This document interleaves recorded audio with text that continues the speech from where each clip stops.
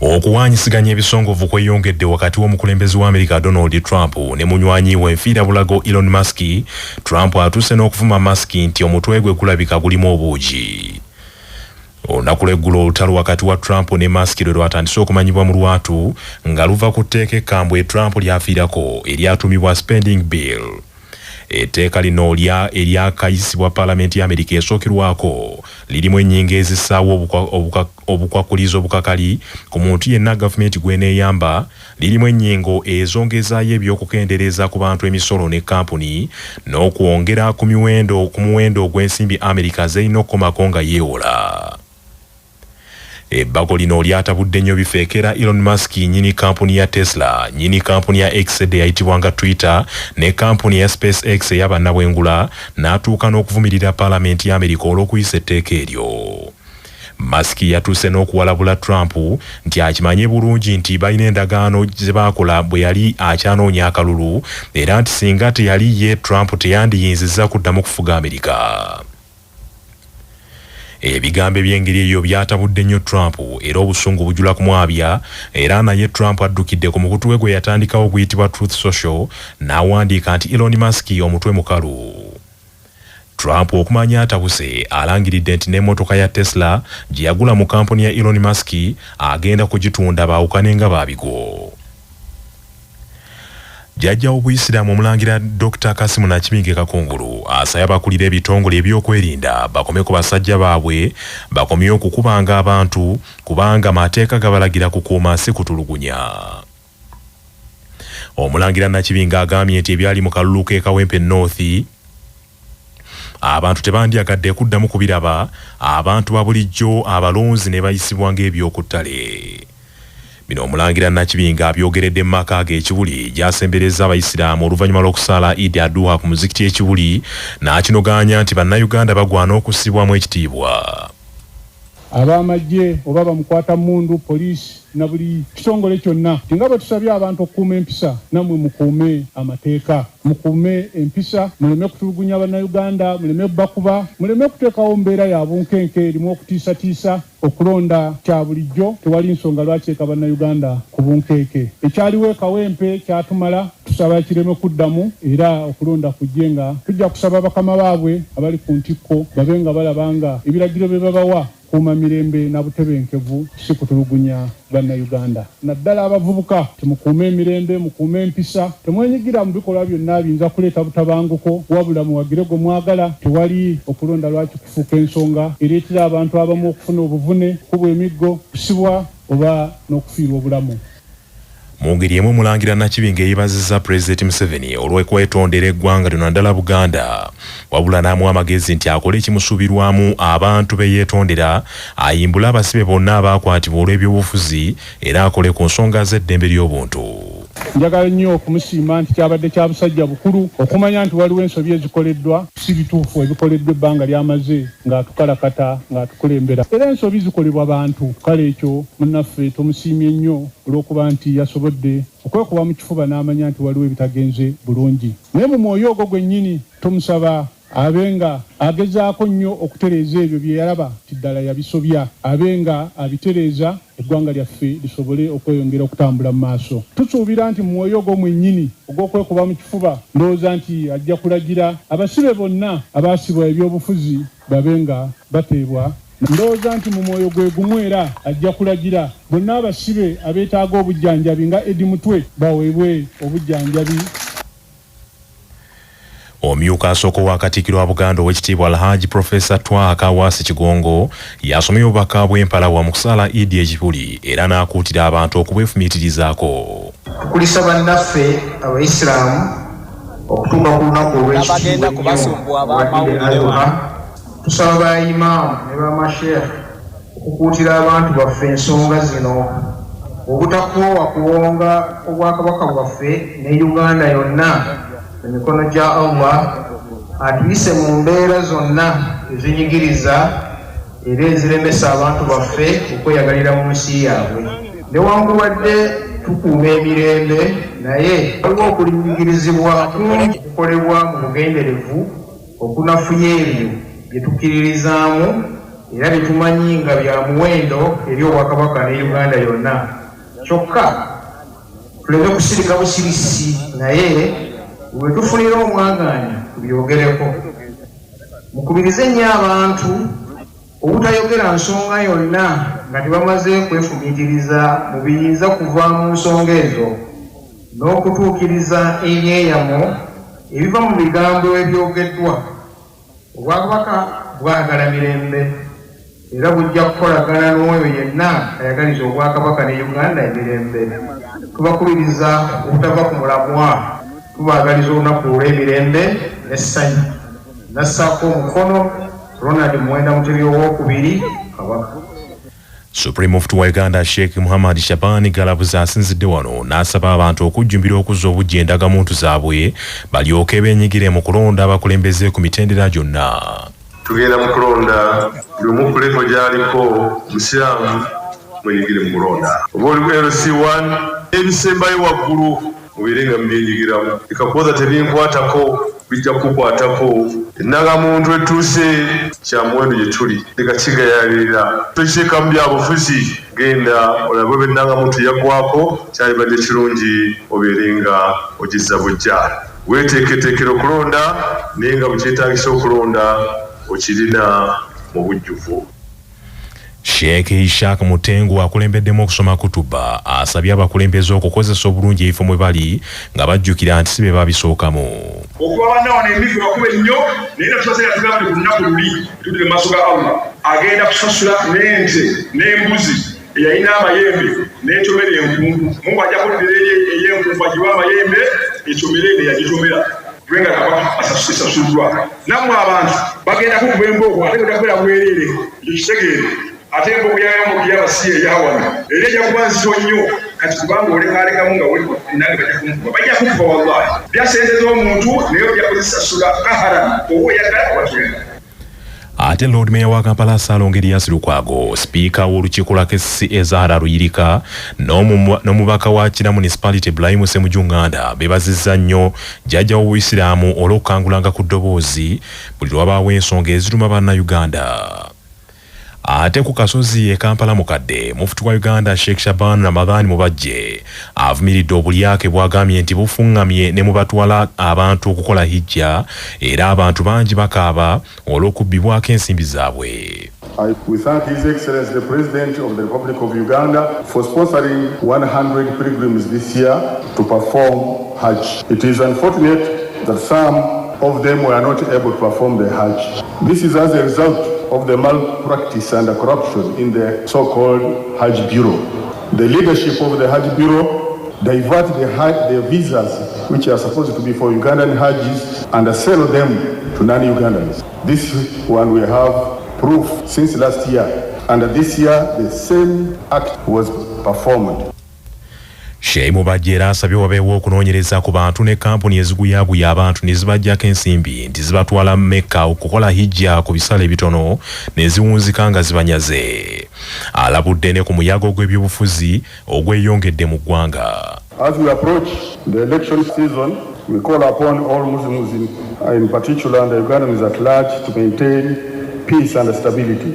UMS's places of worship and the religious functions should not be used as platforms for campaigning and for divisive politics. Sheikhs and chairpersons at all levels have been cautioned, and there is a circular in place which goes down to the grassroots mosques. We shouldn't divide our followers by using pulpits to promote divisive politics. Omyuka asooka wa Ssaabawandiisi wa Uganda Muslim Supreme Council Sheikh Muhammad Ali Alma asabye abayisiraamu okwewandiisa bafune endagamuntu baleme kulabwa ng'abasekeeterera enkola za gavumenti. Ate mu disitulikiti y'e Gomba mu kusaala okubadde ku muzikiti ogw'omu Kiwalabu Kateete, disitulikiti kaali wa Greater Mpigi Sheikh Musa Kayongo alabudde abayisiraamu beegendereza okutambuliza buli nsonga ya busiraamu ku mikutu emigattabantu. Sheikh Musa Kayongo agambye nti abantu bangi n'abamu nga beeyita bamaseeka ku mitimbagano beefunyiridde emitimbagano okwogererangako buli kye baagadde nga n'abasinga bye boogera bulimba obuwedde emirimu.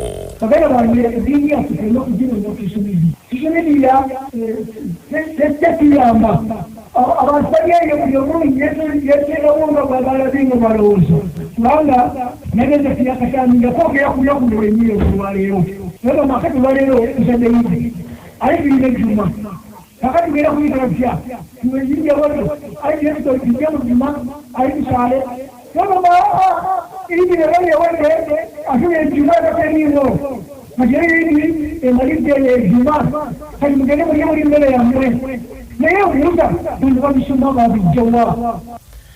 Omubaka wa gavumenti mu disitulikiti y'Eyumba era ng'azaalwa ye Butambala Haji Lubwama Sulaiman Butya mu bubaka bwe akuutidde abazadde bakulize abaana mu ddiini. Kituyigiriza ng'abazadde okuba nti tukuza abaana baffe nga balina eddiini ng'omwana wonna omugamba ensonga yonna ey'eddiini tajja kubeera ng'akuwakanya. Olunaku lw'ejjo twasiibye batugamba nti bakusonyiya ebyonoono bye wakulembeza n'ebirijja. Ekyo nno kituyigiriza ng'omusiraamu Allah bw'agamba nti nkusonyiya ebijja kikuwa essuubi n'oga nti sijja kukola bibi kubanga Allah yansonyiye dda.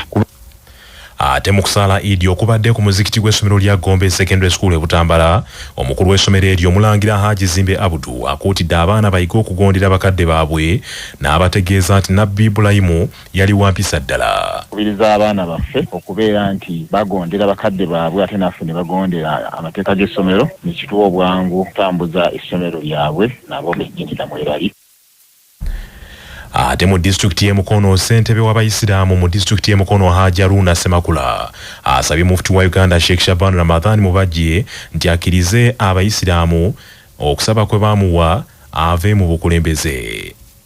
Omusasi waffe Prose Nalugo abaddeyo. Jagala nsiime obumu bannamukono bwe tutambuliramu kati mu busiraamu kati tuli bumu era ndi musiimu nnyo okulaba nti tetukyalina ntalo zonna e Mukono era bwe njaga okusabira abasiraamu bonna bannayuganda tusale amagezi twegatte tubeere bumu era obubaka bwange bwensaba olwaleero mufuti wa Uganda Shaban Ramadhan Mubajje saba owulirize bannayuganda abasiraamu obawe ekirabo omanye kye baagala baagala kukyusa bukulembeze kkiriza ku mulundi guno tulabe nga obusiraamu bwaffe bulekerawo okuswazibwa ku social media nga bwembiraba ennaku zino zonna.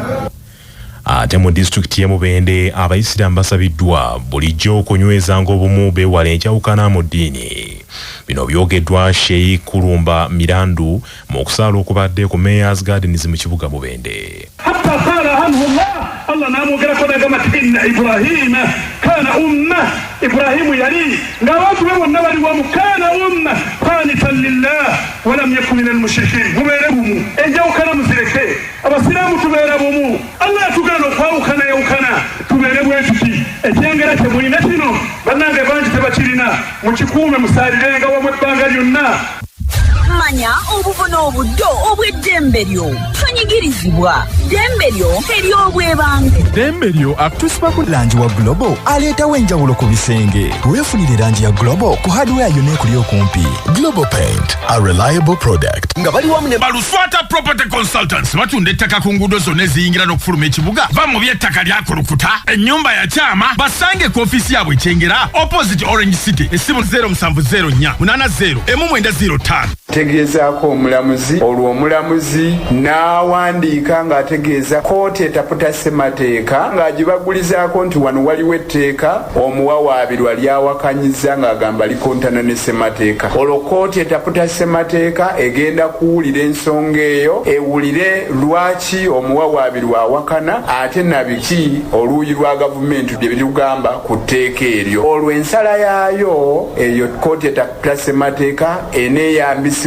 mu kuwulira oba obutawulira musango ogwo ogubeera guleeteddwa nga gusinziira mu tteeka eryo. Senga ensonga yeebeze kooti eno ebadde ewulira omusango eyimiriza okugenda mu maaso n'okuwozesa omuntu oyo aba avunaanwa okutuusa nga kooti eri emaze okusala etaputa ssemateeka. Bw'atyo munnamateeka Elias Limbas Nalukola ng'annyonnyola nti ddembe ly'okuwakanya etteeka mu ovunaanirwa singa okizuula nga likontana ne ssemateeka. Obuganda busuze bulindaala era obwakabaka bukunze Obuganda bwonna olunaku lw'enkya okweyiwa mu kisaawe kya Muteesa 2 e Wankulukuku ku mpaka ez'akamalirizo ez'ebika by'Abaganda ez'omupiira ogw'ebigere. Bazzukulu ba Lubega Nsamba Lukonga ab'engabi bugenda kubeefuka ne bazzukulu ba Loomwa ab'endiga ku saa 9 ez'olweggulo era omupiira guno gugenda kuweerezebwa butereevu wano ku Kyabasa. wabula omupiira guno nga tegunnatandika wakusookawo omupiira ogw'okulwanira ekifo ekyokusatu wakati w'abazzukulu ba Kalibala ab'Ensenene nga battunka ne bazzukulu ba Namwama ab'Ekkobe kusa 6 ez'omutuntu. Minisita y'ebyemizannyo abavubuka n'ebitone Oweekitiibwa Ssaalongo Robert Sserwanga akakasizza Obuganda nti enteekateeka zitambudde bulungi era akakasizza nti abaana bato bagenda kuyingirira bwereere mu kisaawe olunaku lw'enkya. Tuli mu bbugumu n'okwesunga empaka ez'akamalirizo 2025 ez'omupiira gw'ebika by'Abaganda. Bazzukulu ba Kalibala abeddira Ensenene bagenda kubeefuga ne bazzukulu ba Namwama abeddira Ekkobe nga ku bo tugenda kufunako ani atwala ekyokusatu omwaka guno. Abo nno bagenda kuzannya okutandika ku ssaawa 6 ate oluvannyuma lw'omupiira ogwo nga guwedde ku ssaawa 9 ekibanyi kigwe n'amenvu nga bazzukulu ba Nsamba abeddira Engabi Ensamba nga beefuga ne bazzukulu ba Luwomwa abeddira Endiga okufunako ani n'antamweggwa wa 2025. Ssentebe w'olukiiko oluddukanya empaka z'ebika by'Abaganda Katambala Alhaji Sulaiman Magala yeebazizza Obuganda obujjumbidde emipiira gino okuva olunaku lwe gyatandika era entikko y'emipiira gino ey'enkya n'agamba nti eteekeddwa okuba ey'enjawulo ddala ku nnaku endala zonna. Katambala Magala Sulaiman bw'atyo agambye nti Obuganda bika kale nga abantu ba Buganda bateekeddwa okulaga akabonero kano nga bajja mu bungi mu kisaawe Wankulukuko. Njagala okutwala omukisa guno bassebo ne bannyaba abantu ba Kabaka okubeebaza ne sekwebaza yonna nti olutalo lwe twatandika ffenna 2025 emipiira gy'ebika tulukomekereza olunaku lw'enkya. Mwenna ababaddewo mu nteekateeka eno mbeebaza. Olukiiko oluteesiteesi lw'enkulembera bane mwebale nnyo mwebalire ddala. Twagala okwebaza Minisita waffe atulungamizza bulungi. Katikkiro wa Buganda butatulekerera. Abajjajja abataka ab'obusolya bane mwebale nnyo mwebalire ddala. Kati nno njagala okusinziira wano nkoowoole era nkunge abantu ba Kabaka mwenna buli alina ekika buli alina obuwagizi bwonna mu nteekateeka ya leero mujje tuguse olubimbi luno. Bazzukulu ba Nsamba Lukonga ab'Engabi be bannantamegwa b'empaka ezaasembayo eza 2024 wabula banoonya okwangula Engabi eno omulundi gwabwe ogw'omukaaga ate nga Endiga enoonya Engabi eno ey'omulundi ogwokubiri nga basooka kugiwangula mu 2022. Empaka z'ebika by'Abaganda okuva lwe zaatandika mu 1905 bazzukulu ba Gabunga b'Emmamba be bakyasinza okwangula Engabi eno emirundi emingi bakagiwangula emirundi 10 ate Olugave engabo 7 Engabi Ensamba engabo 5 n'abalala bangi. Obwakabaka bwa Buganda busaasidde nnyo Kapiteeni Francis Babu olw'okufiirwa omutabani Cedric Babu Ndirima. Cedric Babu yafiira Nairobi mu Kenya gye yaddusibwa okuva e Rwanda ng'embeera y'obulamu bwe etabuse.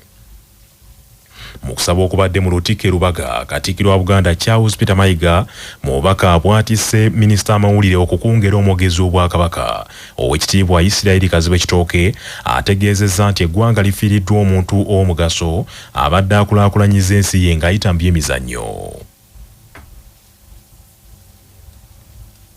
Tetusobola na kuteebereza bulumi bw'oyitamu mu kaseera kano awamu n'ab'ennyumba yammwe bonna. Twebaza omutonzi olw'obulamu bwe yamuwa obunsobozesezza okukola emirimu gyonna gy'akoze ku nsi. Tumujjukira olw'obujjumbize bwe mu mizannyo naddala ogwa lawn tennis. Nsaasidde nnyo mukyala we n'abaana olw'okuviibwako omuntu waabwe abadde ow'omugaso ennyo mu bulamu bwabwe. Ntuuse okusaasira okuva mu gavumenti ya Ssaabasajja Kabaka okwange n'ab'omumaka gange eri ab'oluganda n'ab'emikwano olw'okufa kw'omuntu ono. Tusaba Katonda abayise mu kaseera kano akazibu ddala era omwoyo gwa Cedric Babu Ndirima agulamuze ekisa. Nasako omukono Charles Peter Mayiga, Katikkiro. Ku lwa gavumenti ya Uganda, amyuka Speaker wa Parliament Thomas Taibu Bangirana ategeeza nti gavumenti kaakano ettizira essira litadde nnyo ku kuzimba amalwaliro agali ku mutendera gw'ensi yonna okujjanjaba bannayuganda mu ngeri esaanidde. Specifically for cardiovascular services, we are now building a specialized hospital at Naguru, worth 270 billion, that is going to do only specialized cardiovascular services with 250 beds and 40 ICU beds specifically for that. That project is ending in 2027. Misa eno ekulembeddwamu Ssaabasumba w'essaza ekkulu ery'e Kampala Kitaffe Paul Semwogerere n'asaba abantu abasoomoozebwa obutaterebuka okuva ku Mukama. But I can just only imagine that it is indeed a testing and challenging moment. And the good news is that I know how this family is built on Christ. They are members of the church, devout Catholics and Christians. We have seen them and can give testimony that they've done a lot for God and for the church and God's people. And even up to now, they participate and contribute towards the evangelization of the faith. So I believe and have confidence that God will help them to move forward and remain strong in this challenging moment. Kapiteeni Francis Babu yeebazizza Omukama olw'ekirabo kya Cedric Babu gw'ayogeddeko nti abadde mwana mukozi ate nga muwulize. Misa eno yeetabiddwamu Nnaabagereka Sylvia Najjinda, abakungu okuva mu gavumenti ya Uganda ne mu Bwakabaka bwa Buganda. Amawulire g'ebyemizannyo mu mawulire gaffe agakya Basafama gakutuusibwako Sedika Real Estate abatunda n'okugula ettaka ku nguudo ez'enjawulo mu Uganda yonna. Basangibwa ku Galuleba Building ewa Kiso. Essimu noti 7 noti 2 339 377. Bali wamu ne Simba Pain Balm. Omutwe gwe gukuluma oba obulumi ku mubiri. Awakuluma simulawo Simba Pain Balm okakkanya obulumi. Musange mu matundiro g'eddagala gonna. Simba Pain Balm yakakasibwa National Drug Authority. Tiimu y'eggwanga ey'omupiira ogw'ebigere ya Uganda Cranes ekiro kino egenda kuyingira ekisaawe okuzannya ne Cameroon mu mupiira ogw'omukwano. Omupiira guno ogenda kuzannyibwa ku ssaawa 5 mu kibuga Marrakesh ekya Morocco. Uganda Cranes bw'eneemaliriza okuzannya ne Cameroon olwaleero yakuzaako okuzannya ne Gambia ng'ennaku z'omwezi 9 era omwezi guno e Morocco. Omutendesi wa Uganda Cranes Joseph Popot yatwala timu y'abazannyi 27 okweteekerateekera emipiira gino. Uganda Cranes yeeyambisa emipiira gino okweteekerateekera empaka za CHAN ezigenda okuzannyibwa mu Uganda, Kenya ne Tanzania mu mwezi gw'omunaana omwaka guno.